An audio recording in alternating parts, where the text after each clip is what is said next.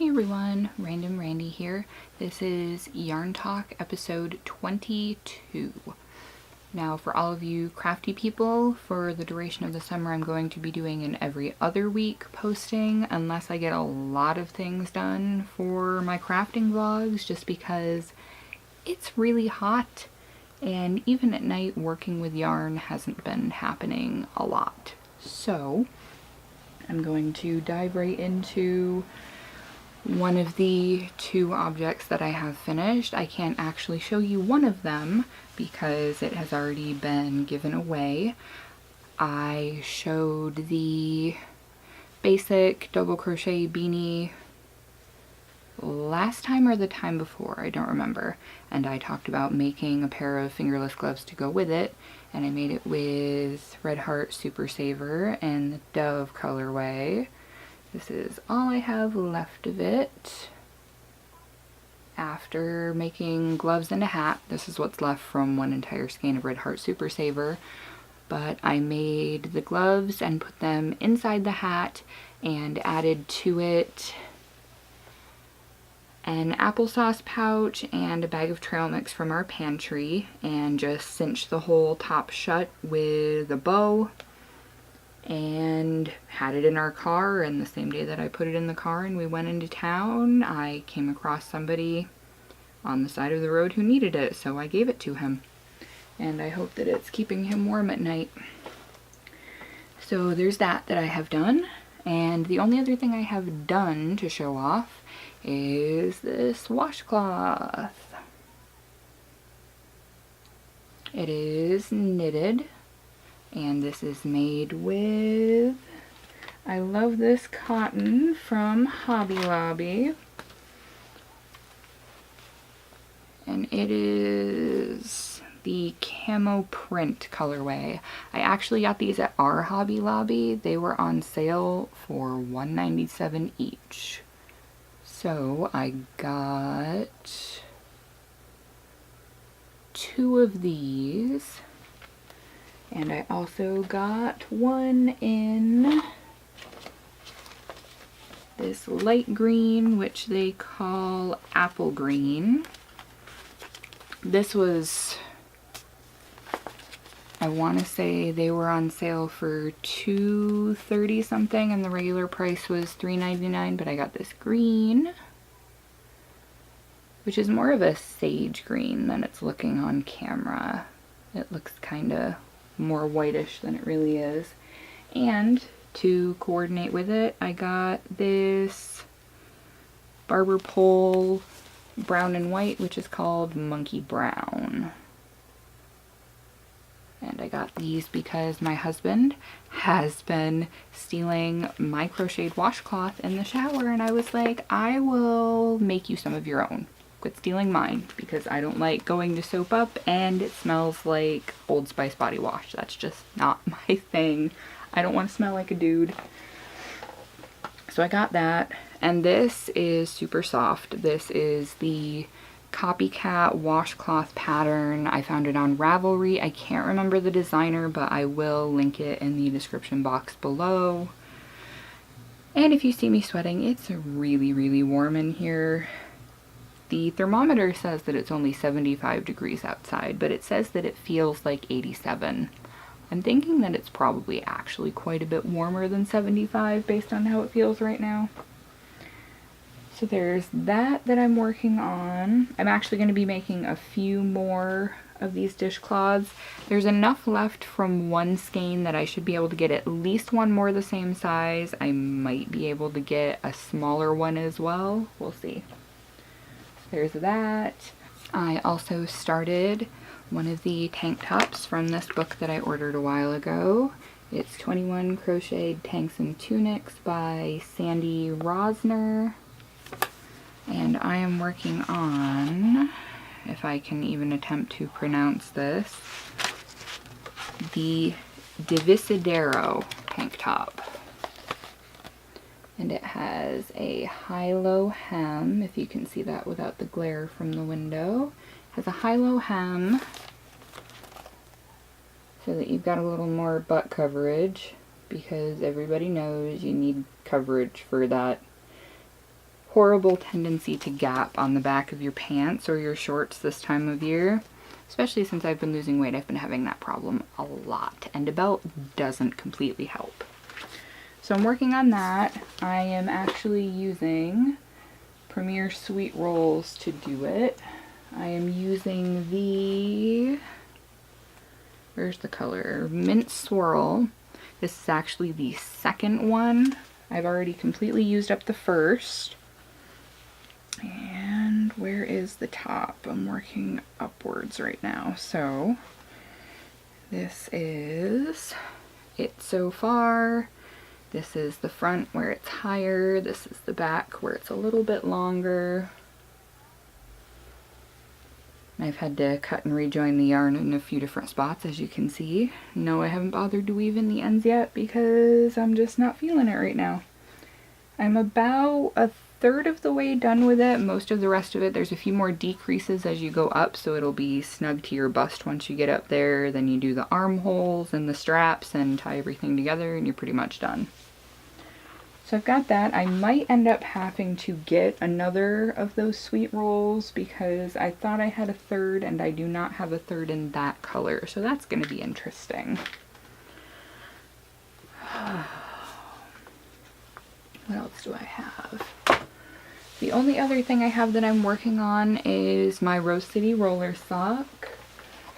So bad. You can tell I haven't done a craft vlog in 2 weeks. I don't have anything next to me. Shame, Randy, shame. I also have a ton of crap piled up over here. I've been coming in and things just kind of get flung and then I'm back out and doing other things. So I am on row 28 of 32 for the heel flap on this. I don't know why I haven't bothered to do the last 4 yet. I'm a horrible person, I guess. But this is what it looks like so far. Come on, camera, focus. There we go. This is with yarn that I did dye myself. It's got reds, oranges, black, gray. Somehow those colors melded into some dark maroon purples. But this is a Rose City roller sock. It's just an ankle sock. And it is going to match up with this one once I have it done. And I have giant feet, so yes, this sock looks huge. It's part of the reason I don't want to get sock blockers, because sock blockers make socks for small people feet look huge. And I wear a size 9.5 or 10 shoe, so yeah. This is what it looks like once it's all together. I really like the way it turned out as far as the accidental striping goes. This was one of the first skeins of yarn I dyed, so that was pretty exciting.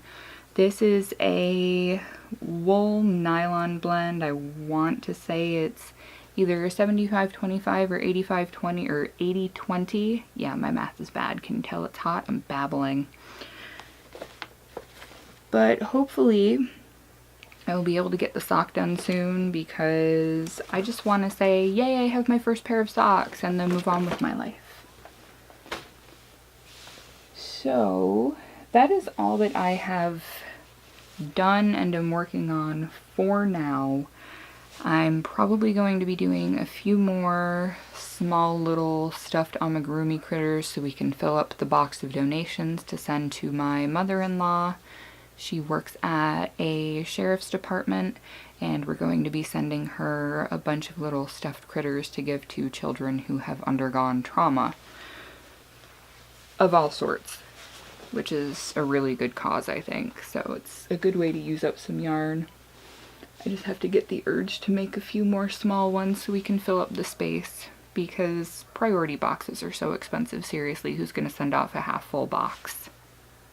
So if you came for the craft stuff, that is all I have to say for now. I will catch you guys next time. Now I'm just gonna babble for a few minutes about life and writing and everything else that's going on. So we had a few weeks where the weather got cooler. It was about 55-60 during the day, and now we're back up to mid to upper 70s, 80-ish. It's pretty balmy all of a sudden. I wish Washington would just decide if it was going to be hot or if it was going to be freezing. One extreme or the other I could stand. This back and forth, up and down, roller coaster crap's gotta go. So in good news, I got accepted for a really big promotional thing with a bunch of other authors for the re-release of my book.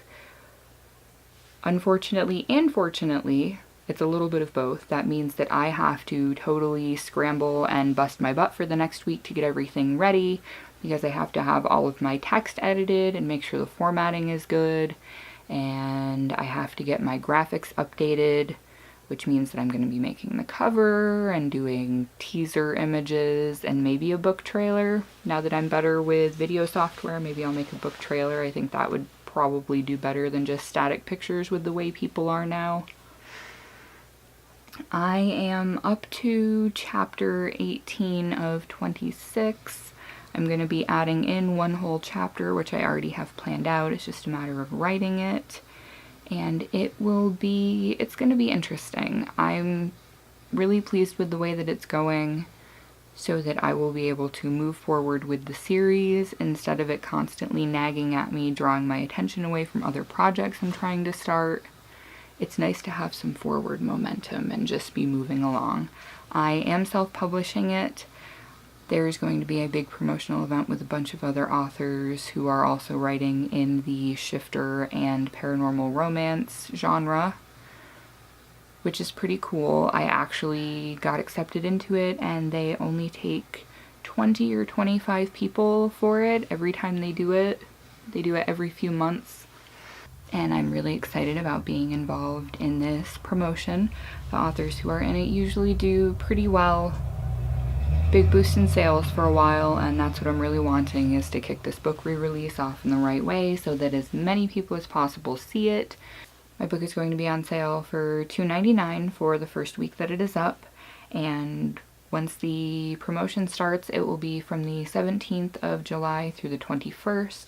It's going to be available for 99 cents through all outlets. I'm really thinking of going beyond Amazon for this one because I don't like getting locked into their Kindle Select program for 90 days. It seems like a good idea, but if you notice that your sales aren't doing spectacularly as far as borrows for Kindle Unlimited goes, then you're stuck there until the end of the term, whether you want to be or not from a legal perspective, and nobody wants to get sued.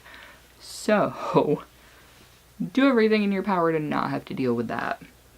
I will leave a link to my writing Facebook page as well as the Facebook event for the book release, because I will be doing a release party for anybody who's never attended one of those on Facebook. There will be a few prizes given away. They're all going to be digital, mostly going to be a few freebie copies of my books and possibly a few others if I can get people to donate them, or if I can get a small pool of funds together to do it. Maybe a few Amazon gift cards. Usually when I do a book release, I do one big prize, and that's once you buy the book, you leave your purchase code in a pinned post in the event, and you're entered into a drawing for a $20 Amazon gift card, which you can use to buy a lot more ebooks if that's what you're all about. So on that note, that is it for me for this episode of Yarn Talk that also had a bit more booky rambling than I was hoping to have in it. And I will catch all of you guys again in 2 weeks. Thanks so much for watching, everybody. Bye.